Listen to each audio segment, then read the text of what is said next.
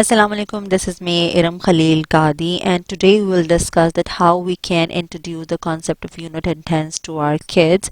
So मैं आपके साथ different activities शेयर करूंगी ताकि आप अपने बच्चों को बेहतर तरीके से इसका नॉलेज दे सकें।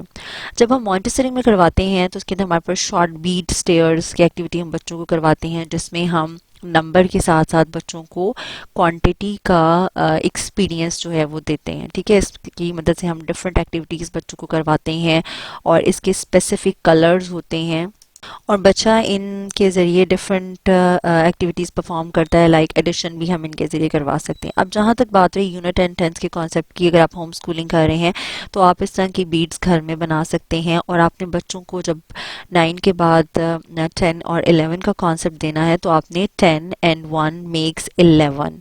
ठीक है, आपने बच्चे को बताना है ज़ीरो की जगह पर रखकर। जब हम मॉन्टेसरी में करवाते हैं तो एक सिग्वीन बोर्ड होता है हमारे पास, इसके अलावा टीन बोर्ड होता है जिसकी मदद से हम बच्चों को करवाते हैं, लेकिन घर में आप इस मेथड से भी करवा सकते हैं।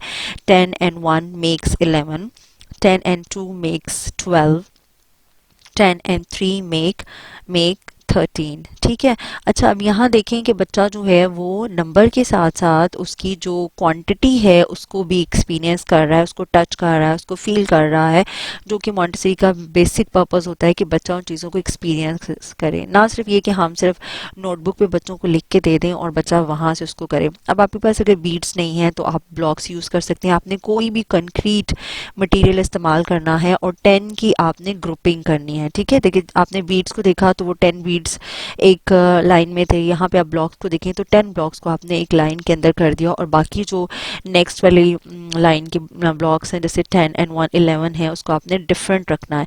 और आपने ये कॉन्सेप्ट बच्चे को बार बार काउंटिंग के साथ ही देते रहना है कि 10 and 1 makes 11, 10 and 2 makes 12, 110 mean यानी कि इसके अंदर 110 है। ठीक है, इसी तरह से आपने जैसे ग्रीन बोर्ड में हम बच्चों को करवाते हैं, आपके पास वो नहीं है तो आप कार्ड्स बना के 10 and 1 11, 10 and 2 12 आप इस तरह से कॉन्सेप्ट बच्चों को दे सकते हैं। और यही बिल्कुल एक परफेक्ट मेथड है जिसके ज़रिए बच्चे को बहुत अच्छे से कॉन्सेप्ट आ जाता है कि 10 and 1 11। अगर हम इसके बगैर करवाते हैं तो बच्चा 10 और फिर साथ में 1 लिखना शुरू कर देता है अगर हम इस तरह ओरल बोलते हैं। तो अपनी एक्टिविटी परफॉर्म ज़रूर करवानी है with the help of cards, और जो भी मटेरियल आपके पास, कंक्रीट मटेरियल आपके पास मौजूद है उसकी मदद से आप इन एक्टिविटीज़ को परफॉर्म करवा सकते हैं।